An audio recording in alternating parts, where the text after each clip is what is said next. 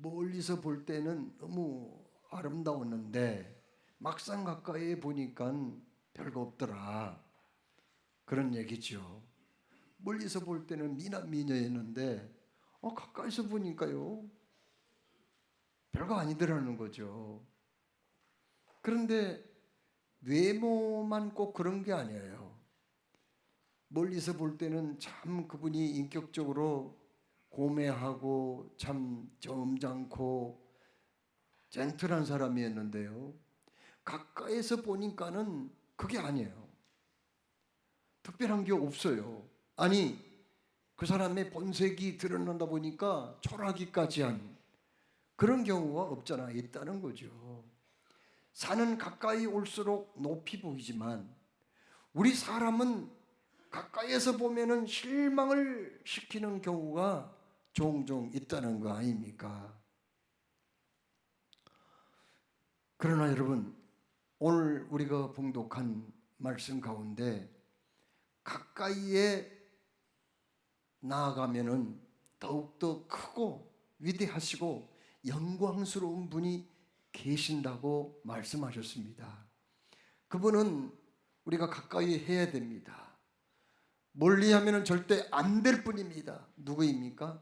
여호와 하나님이시라고 말씀하셨습니다. 오늘 28절에 하나님께 가까이 함이 내게 복이라, 내가 주 여호와를 나의 피난처로 삼아 주의 모든 행적을 전파하리다, 이렇게 말씀하고 계세요.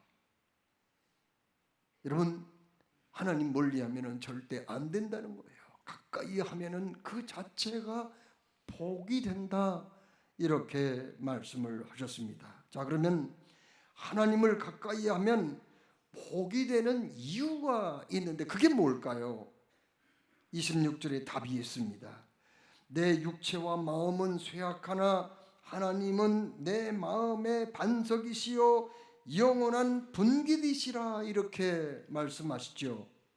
여러분, 성경을 읽어보면요 하나님의 이름이 한 30개쯤 나와요. 왜 그렇게 하나님 이름이 많이 있을까요? 그것은 다름이 아니라 하나님의 성품이 여러 가지이고 또 하나님이 하신 일이 다양하다는 의미이거든요. 여호와 하나님은 어떤 하나님일까요? 하나님은 스스로 계시는 하나님이라는 뜻이에요. 여호와 이레의 하나님은 어떤 하나님일까요? 준비하시는 하나님이세요. 여호와 라파는 치유하는 하나님, 엘샤다이는 전능하신 하나님이라는 뜻이거든요. 또 임마누엘이라는 말은 하나님이 우리와 함께 계신다. 여호와 니시라는 말은 여호와는 나의 깃발, 승리의 하나님이시다, 그런 뜻입니다. 자, 그러면 오늘 우리가 봉독한 말씀 26절에는 하나님이라는 말이 나오는데 히브리어로 보면은 어떻게 나와 있을까요? 바로 이 말은 엘로힘이라고 나왔어요. 엘로힘 하나님은 어떤 하나님일까요? 창조주 하나님이라는 뜻이거든요. 그러니까 무한한 능력으로 천지 만물을 지으시고 다스리시는 하나님, 그리고 피조물과는 비교가 되지 않는 탁월하시고 존엄하신 분이라는 뜻이거든요. 자, 여러분, 이런 하나님을 가까이 할 때 참으로 그 자체가 복이 된 줄로 믿으시기 바랍니다. 우리가 이 세상 살려면 힘들고 어려운 일이 있어요. 공경에 빠질 때가 있어요. 그러면은 우리는 무슨 생각을 해요? 나를 좀 도와줄 사람이 없나? 이 문제를 해결해 줄 사람이 없나? 정말 이 공경에서 나를 좀 끄집어 내줄 사람이 없나? 이런 생각을 하고 실제로 도움을 받기도 하죠. 그렇지만은 인간은 힘의 한계가 있어요.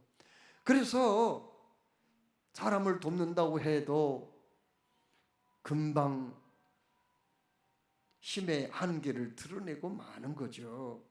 그러나 여기 엘로힘 하나님, 창조주 하나님, 천지 만물을 지으시고 통치하시고 다스리시는 크고 위대하신 하나님은 우리를 공경에서 건져내실 줄 믿습니다. 우리를 도와주실 수 있는 하나님이신 줄로 믿으시기 바랍니다. 그러므로 우리가 어떻게 해야 돼요? 그 하나님을 가까이 해야 된다고요. 친밀한 관계를 유지해야 된다, 그 말씀 아닙니까? 하나님을 가까이 하면 복이 되는 이유가 또 있어요. 오늘 26절에 하나님은 우리의 반석이시라고 말씀했거든요. 여러분, 집을 지을 때 반석 위에다가 집을 지으면은요, 홍수가 나도 끄떡이 없어요. 지진이 나도 무너지지 않습니다. 여러분, 시편 62편 2절에 오직 그만이 나의 반석이시요 나의 구원이시요 나의 요새시요 내가 크게 흔들리지 아니하리로다, 이런 말씀이 있거든요. 무슨 얘기인가요? 전쟁을 할 때 반석 위에서 전쟁하는 사람은요, 승리합니다. 생각해 보세요. 적과 싸우는데 이 밑에서 반석 저 위에 있는 사람을 공격할 때 얼마나 힘들겠어요. 위에서 밑에를 바라보고 반석에서 공격을 하면은요, 얼마나 쉽게 적을 물리칠 수 있겠냐는 말이에요. 또 반석에 있다 보면은 반석이 방어를 해주기 때문에 안전하기도 합니다. 여러분, 우리가 이 세상 살아갈 때 가끔 위험에 노출될 때가 있어요. 어려움에 직면할 때가 있습니다. 그러나 그때마다 우리의 반석이신 하나님이 우리를 든든하게 받쳐주시면 흔들리지 않고 안전할 줄로 믿으시기 바랍니다. 고린도전서 10장 4절에 뭐라고 말씀이 나왔어요? 여러분, 이스라엘 백성들이 광야 생활할 때 물이 없었어요. 그때 어떻게 하셨나요? 하나님이 모세의 지팡이로 반석을 내리치라고 했거든요. 그때 반석이 깨지면서 그냥 생수가 솟구쳐 올라오고 그걸 마시고 살았지요. 그런데 고린도전서 10장 4절 말씀에는 뭐라고 말씀했느냐? 그 반석이 곧 그리스도라라는 말씀이 있어요. 그러니까는 이스라엘 백성들이 목말라 죽어갈 때에 반석이 깨짐으로 물이 솟구쳐 생수를 마시고 살았던 것처럼 예수님 반석이셔서 십자가에 못 박혀 그 몸이 깨졌다는 거예요. 찢어졌다는 거예요. 그리고 흘리신 보혈로 영혼의 갈증을 해소하고 우리가 영생을 얻었다는 말씀이거든요. 그렇습니다. 이렇게 반석이신 우리 하나님은 우리를 보호하신 분입니다. 지키시는 분이에요. 안전하게 하신 분이에요. 그리고 우리에게 영원한 생명을 주신 분인 줄로 믿습니다. 그러므로 그분, 반석이신 그분을 의지하고 가까이 나아가면은 그게 복이 된 줄로 믿으시기 바랍니다. 여러분, 하나님을 가까이 하면은 또 복이 되는 거 26절에 말씀하고 있어요. 그건 뭡니까? 하나님은 우리의 분깃이라 이렇게 말씀합니다. 분깃이라는 말은 부모가 자식에게 물려주는 재산이라는 의미도 있어요. 하나님이 또 그들에게 나누어 주신 재산이라고도 말할 수가 있습니다. 여러분, 하나님은 우리의 분깃이란 말은 무슨 말일까요? 분배된 토지 재산이라는 뜻은 뭐냐고요. 여러분, 하나님이 뭐라고 말씀하셨습니까? 내가 너희들 가나안 땅에 들어가게 하거든 너희들이 건축하지 아니한 크고 아름다운 성읍을 너희들이 차지하게 될 것이다. 너희들이 짓지 아니한 아름다운 물건이 가득한 집을 얻게 될 것이며 너희들이 파지 아니한 우물물을 얻게 될 것이고 너희들이 심지 아니한 포도원과 감람나무를 얻게 될 것이다. 이렇게 말씀했거든요.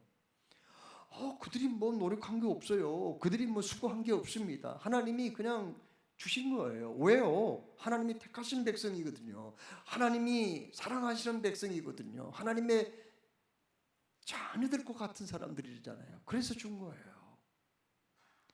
분깃이시다. 자, 여러분, 당자의 비유를 잘 아시잖아요. 당자가 아버지하고 같이 있을 때는요, 부족함이 없었어요. 날마다 풍족하고 배부르게 먹고 즐기고 잘 살았습니다. 그런데 이 사람이 어느 날 아버지를 떠나버렸어요. 얼마 못 가서 그런 거지가 되고 말았어요. 헐벗고 굶주렸습니다. 춥고 배가 고팠다니까요. 그는 참으로 굶주린 배를 채우고자 돼지가 먹는 지언 열매, 콩깍지가 새겨졌대요. 쥐업 열매는. 그 알맹이는 없어요. 그런 거예요. 그거 삶아가지고 돼지 주는 건데 그것을 자기가 먹으려고 했지만 없어서 먹을 수가 없었습니다. 그의 잘못은 뭐예요? 그의 기업이요 분기신 아버지를 떠난 것밖에 없어요. 그러다가 그가 뉘우치고 다시 돌아왔지요. 아버지에게 돌아오자 먹을 것이 있었습니다. 살진 송아지를 잡아서 고기를 마음껏 포식할 수가 있었습니다. 그의 거지 같은 냄새나고 추한 이 옷이 바뀌어졌어요. 최고급 비싼 옷으로 바뀌어졌습니다. 손에 가락지가 끼어지고요. 맨발로 왔거든요. 신발도 씻겨지고요. 그는 금방 풍요롭고 넉넉한 사람이 되었어요. 그가 잘한 게 뭐가 있었어요? 잘한 거 아무것도 없어요. 단지 그의 기업이며 분기신 아버지한테 가까이 온 것밖에 없어요. 그렇습니다. 오늘 말씀은 그거예요. 하나님은 우리의 재산이요 기업이라는 거예요. 그래서 하나님께 가까이 한 사람은요 풍족하고 넉넉하다는 거죠. 하나님이 먹고 마실 것을 책임을 져 주시기 때문에 그의 인생을 선한 길로 복된 길로 좋은 길로 인도해 주시기 때문에 걱정이 없다는 겁니다. 자, 여러분 지구상에는 80억의 인구가 살고 있어요. 다 배부르고 넉넉하게 사는 거 아닙니다. 그 중에 10억 정도는 매일같이 먹고 마실 것을 걱정해야 하는 사람들입니다. 조그만 땅이 한반도에도 북쪽 사람들은 너무 가난해요. 지금도 굶어 죽은 사람들이 많이 있대요. 남쪽은요 배부르고 넉넉하게 삽니다. 그러면 왜 그렇게 됐을까요? 남쪽이 북한보다 자원이 많나요? 땅이 더 크나요? 아니잖아요. 왜요? 그것은 다름이 아니라 바로 우리 예수님이 기도를 가르쳐 줬거든요. 오늘 우리에게 일용할 양식을 주시고라고 기도하라고 했단 말이에요. 그래서 남쪽 사람들은 그대로 기도했어요. 날마다 그 기도하잖아요. 그랬더니 하나님이 우리의 분깃이 되어 주신 거예요. 그래서 먹을 것을 공급해 주셨어요. 그런데 저 북쪽 사람들은 그 기도를 안 해. 예수님이 하라고 그랬는데 안 해요. 김정은이나 그 사람들이 그 기도를 안 해요. 그래서 굶어 죽는 거예요. 자, 여러분, 어린아이는 일하지 않아요. 힘도 없어요. 능력도 없어요. 그러나 엄마 아빠가 곁에 있는 한 그는 먹을 것 걱정하지 않습니다. 입을 것 걱정하지 않아요. 전혀 염려하지 않습니다. 왜요? 엄마 아빠가 분기시요 기업이기 때문입니다. 신명기 8장 4절 말씀에 이 40년 동안에 내 의복이 헤어지지 아니하였고 내 발이 부르트지 아니하였느니라 이렇게 하나님이 모세를 통해서 말씀하시거든요. 이스라엘 백성들이 광야 살 때 아무것도 없었어요. 농사 지을 수도 없었어요. 또 열매를 따먹을 수도 없었습니다. 그러나 굶지 않았단 말이에요. 헐벗지 않았다고 했어요. 발이 부르지도 않았단 말은 무슨 말이에요? 광야에서 맨발로 가보세요. 가시에 발이 찔려요. 날카로운 돌멩이에 상에서 피가 날 수가 있어요. 그런데 부르지 않았다. 하물며 하나님은 그들에게 신발까지 제공했다는 거 아니에요. 왜요? 하나님이 그들의 분깃이시요 기업이기 때문입니다. 하나님께서 사랑하신 여러분, 왜 우리가 하나님께 가까이 가야 해요? 하나님은 우리의 분깃이시거든요. 우리의 기업이시라고요. 그래서 하나님께 가까이 가기만 하면은 우리에게 부족함이 없이 우리 필요를 채워 주실 줄로 믿습니다. 그래서 하나님께 가까이 가는 게 복이란 말이에요. 이 일만 열심히 한다고 해서 다 되는 게 아니에요. 노동 시간이 길다고 해서 부자로 사는 게 아니라니까요.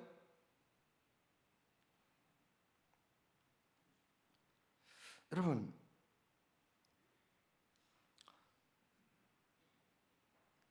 그럼 우리가 하나님께 가까이 가야 되는데 꼭 우리가 뭐 무슨 복 받으려고 하나님께 가까이 가야 되나요? 그건 좀 너무 이기주의자가 아닌가요? 내 욕심만 채우겠다는 거 아니에요? 하나님께 가까이 가야 복 받는다. 그래서 우리가 가나요?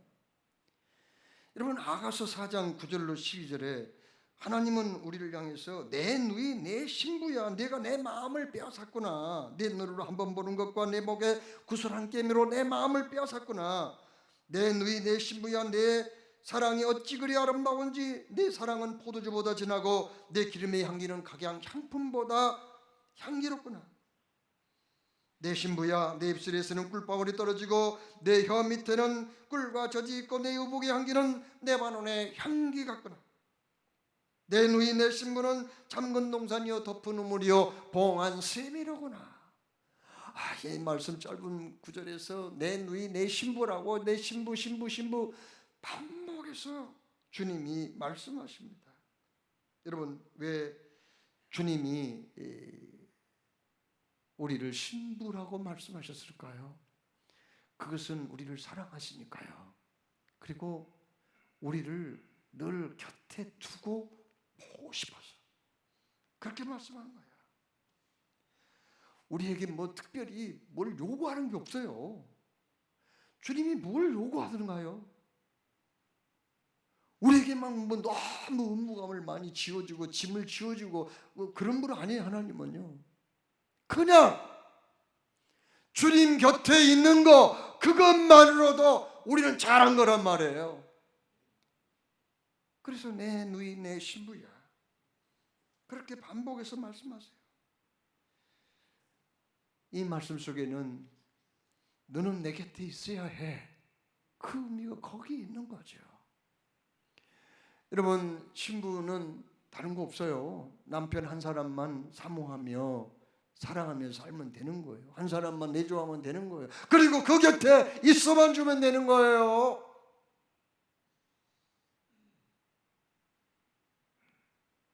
여러분, 태양계에서 열과 빛을 내는 것은 태양 하나밖에 없습니다. 그런데 그 주변에 위성들이 생물체가 살 수 있느냐 없느냐 하는 것은 바로 태양에서 발산하는 빛과 열을 받느냐 못 받느냐, 여기에 따라서 달라지는 거예요. 여러분, 지구는 태양에서 적당한 열과 빛을 받거든요. 그래서 여기에 사람도 살고 있고 동식물이 사는 거죠. 여러분, 태양에서 가장 먼 곳의 별은 명왕성이거든요. 저 명왕성 보세요. 태양에서 59만 킬로미터나 떨어졌어요. 그러다 보니까 저 명왕성의 표면의 온도는 영하 223도나 돼요. 얼음덩어리예요. 거기에서 무슨 사람이 살겠어요? 어떻게 그 동식물이 살 수가 있겠냔 말이에요. 못 살아요. 태양의 빛과 열을 받을 수가 없기 때문입니다. 여러분, 하나님은 의의 태양인 줄로 믿습니다. 그 의의 태양이신 주님으로 인하여 빛과 열을 받을 수 있을 때 생존할 수가 있다는 거예요. 그렇습니다. 주님은 가까이 하는 자에게 열과 빛을 공급하여 생존케 하시며, 주를 멀리하는 자는 살 수 없게 된다는 것을 말씀하셨습니다. 하나님께서 사랑하시는 여러분, 그래서 주님을 가까이 하는 것이 복이 되며 주님을 가까이 하는 것이 생존할 수 있는 유일한 길인 줄로 믿으시기 바랍니다. 그러면 우리가 어떻게 하나님께 가까이 갈 수 있을까요? 첫째로 하나님의 말씀을 통해서 하나님께 가까이 갈 수 있다는 사실이죠. 여러분, 요한복음 1장에 태초에 말씀이 계시니라. 그 말씀이 곧 누구라고 말씀하죠? 예수님이라고 말씀해요. 예수님은 말씀이에요. 그러니까 말씀을 가까이 한다는 것은 뭘 말해요? 말씀을 가까이 한다는 것은 주님을 가까이 하는 거다, 그런 뜻입니다. 여러분, 누군가하고 내가 친해지려면은 그 사람에 대해 좀 알아야 돼요. 그 사람이 뭘 좋아하는지, 성격은 어떤지, 취미생활은 뭔지, 좀 맛있는 음식, 좋아하는 음식은 뭔지 좀 알아야 그래도 좀 친해질 거 아니에요. 가까워질 거 아니에요. 그렇죠? 아니, 그 사람이 누군지도 잘 몰라가지고 어떻게 친해져요? 어떻게 그 사람과 사귈 수가 있겠어요? 하나님을 우리가 좀 알아야 되는데, 하나님을 우리가 어떻게 알 수 있을까요? 하나님의 모든 것은 신비에 쌓여 있기 때문에 하나님을 우리 인간이 제대로 알기는 엄청 어렵습니다. 그럼 하나님을 어떻게 알 수 있죠? 하나님이, 우리 인간이 하나님을 연구해서 아는 게 아니라 하나님이요 보여주셔야 돼요. 그걸 계시라고 그러거든요.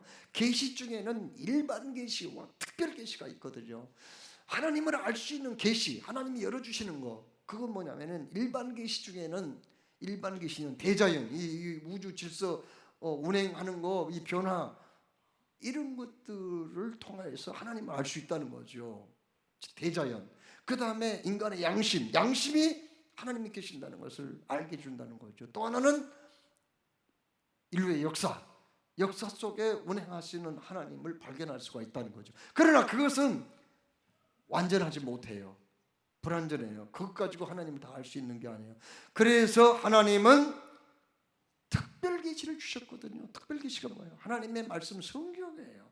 성경을 통해서 하나님은 어떻게 천지 만물을 창조하셨으며 어떤 일을 하고 계시며 하나님의 성품은 무엇이며 하나님께서 인류를 구원하고자 하는 계획을 어떻게 실천하셨으며 이 땅에 오셔서 예수님을 보내셔서 예수님의 십자가 사건과 부활 사건을 통하여서 만민을 구원하신 이 일들, 이런 것들을 다 알게 하셨다는 거예요. 특히 계신 성경에는 자연 계시에서 찾을 수 없는 하나님의 성품, 하나님의 계획, 하나님의 목적을 낱낱이 드러내고 있거든요.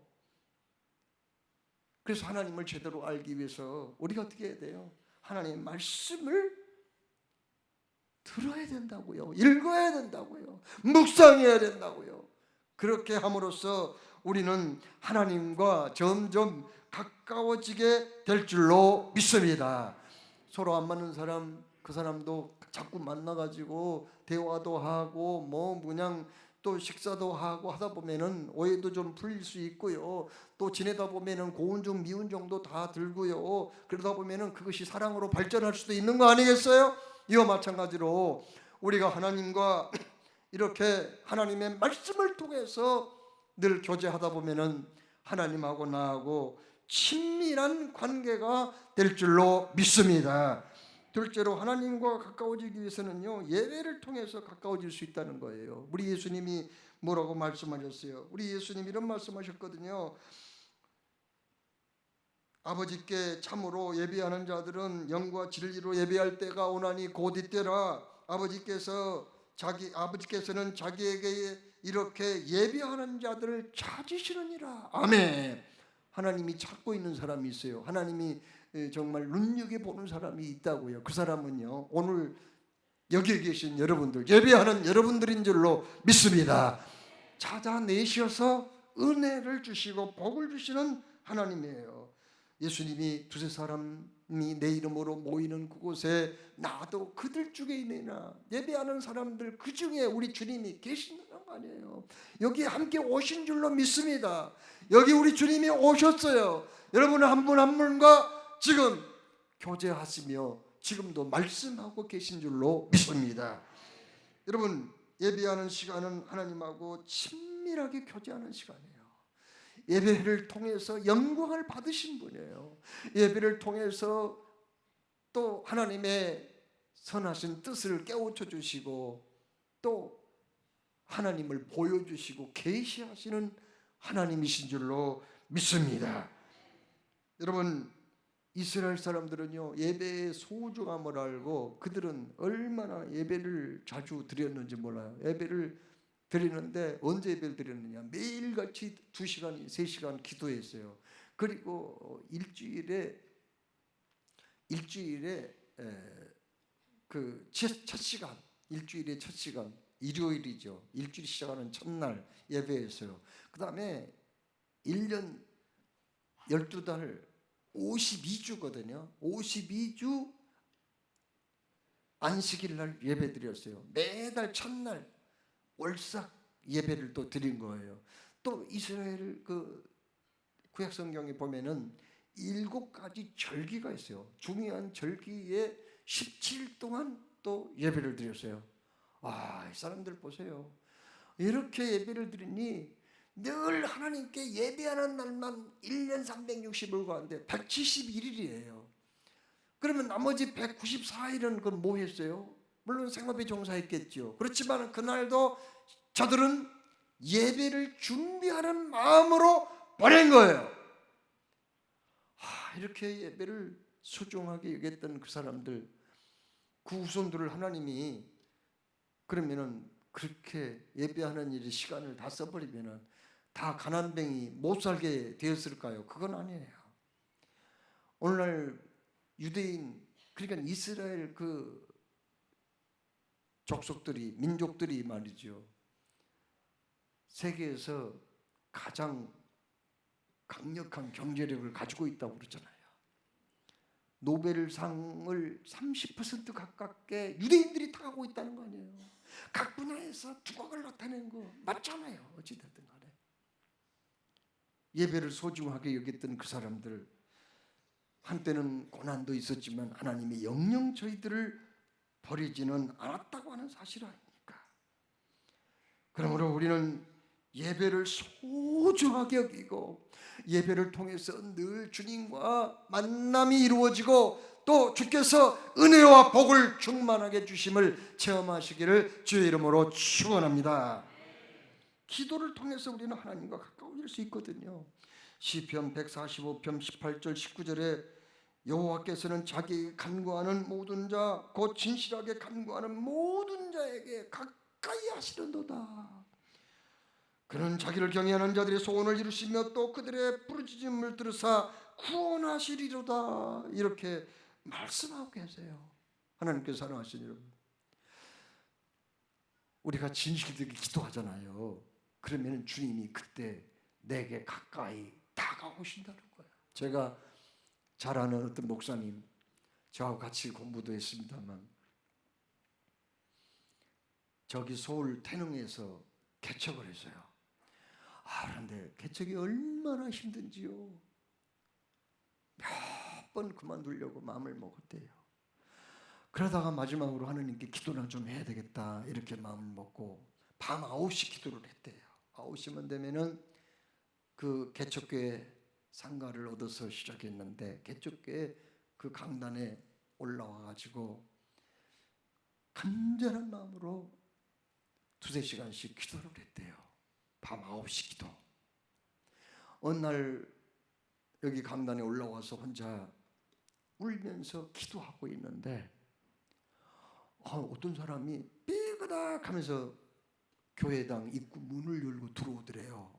어떤 성도가 기도하려고 왔는가 보다 이렇게 생각을 했는데 이 사람 뚜벅뚜벅 걷는 발자국 소리가 들려요. 아니 대충 아무데나 앉아서 기도하다가 가면 되는데 왜 앞으로 자꾸 걸어오지? 앞좌석이 좋은가 봐 이렇게 생각했대요. 그런데 앞좌석으로 계속 뚜벅뚜벅 발자국 소리가 들리는데 온 사람이 여기 강단으로 올라오더래요. 발자국 소리 들어보면 알잖아요. 강단으로 올라오더래요. 아니 왜 저 사람이 여기로 올라오지? 여기는 올라올 때가 아닌데. 그런데 뚜벅뚜벅 올라오더니 그 목사님 옆에서 숨소리가 들리더래요. 거기까지 왔는가 봐요. 그래서 놀래기도 하고 궁금하기도 하고 그래서 눈을 떠가지고 이렇게 봤더니 예수님이 거기 왔다는 거예요. 예수님의 모습이 보이더라는 거예요. 그리고는 순간 사라지더라는 거예요.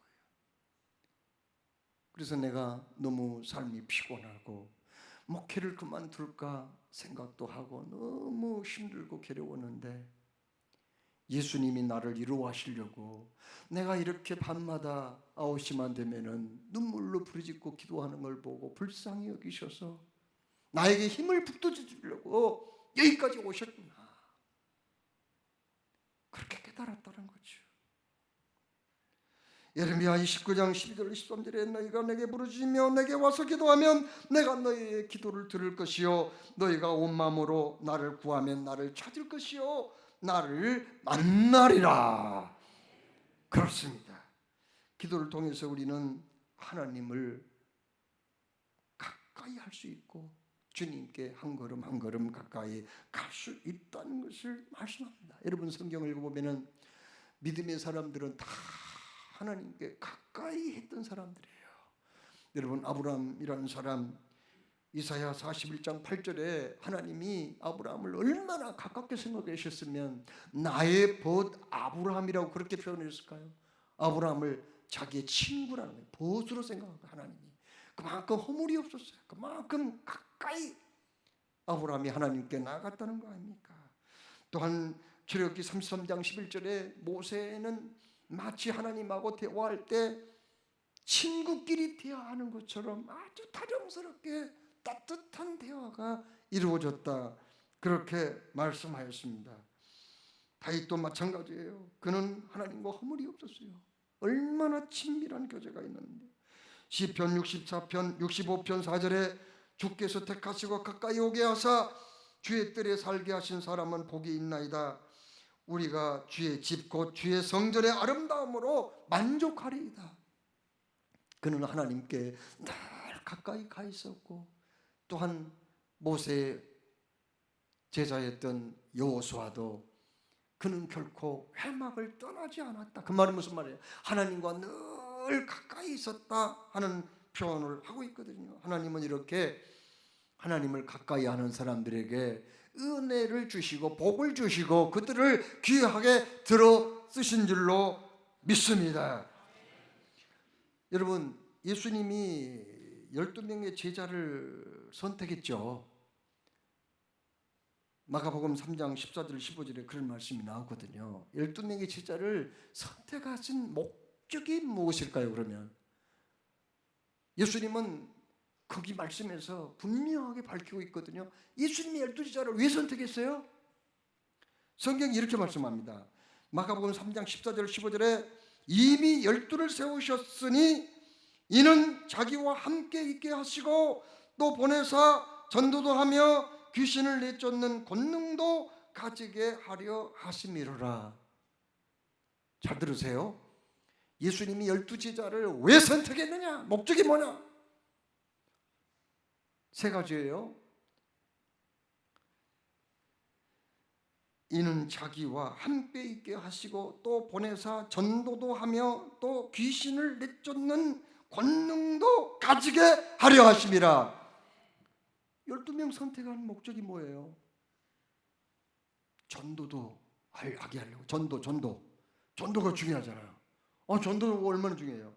그 다음에 귀신을 내쫓게 했다면 귀신 내쫓는 거. 이 귀신의 역사가 얼마나 많은데요. 이 귀신은 가정을 파괴하고 병들게 만들고 하나님을 등지게 만들고 배반하게, 이 귀신의 역사를 쫓아내기 위해서 제자들을 선택했다는 거예요.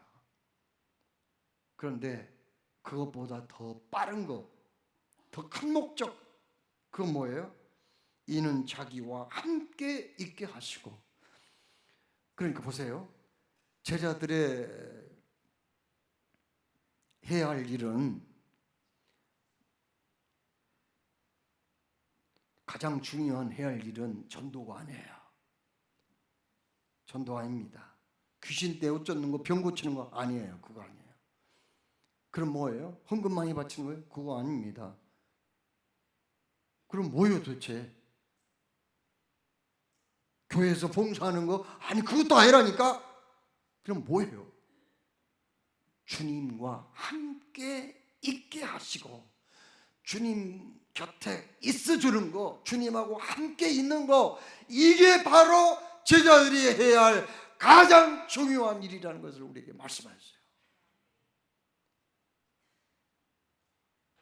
예수 믿고 교회 살겠다고 교회에 들어오면은 어떤 분은 막 그냥 내가 뭘 봉사를 하면 좋아요, 어떤 일을 좀 하면 좋습니까, 나에게 좀 일 좀 맡겨주세요, 이렇게 하고 무슨 헌금을 내가 좀 더 많이 바쳐야 되는데 어떻게 할지 모르겠다고 그런 사람도 있고, 어떤 사람들은 교회에서 뭐 그냥 이것저것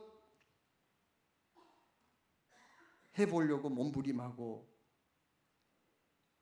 내가 이 교회에서 무엇을 어떻게 함으로써 충성할 것인가, 이런 생각부터 하는 사람들이 있어요. 그런데 우리 주님은 그것보다 더 중요한 거 있다고 말씀해요. 너는 나와 함께 있는 거, 늘 내 곁에 있는 거, 친밀한 관계 속에서 살아가는 거, 그것이 첫째라는 거예요. 하나님께 가까이함이 내게 복이라. 내가 주 여호와를 나의 피난처로 삼아 그의 행적을 널리 전파하리라. 주님을 가까이함으로 은혜와 복을 받아 하나님께 이 시대에 크게 영광 돌리는 여러분 되시기를 주의 이름으로 축원합니다. 사랑해 주님, 오늘도 말씀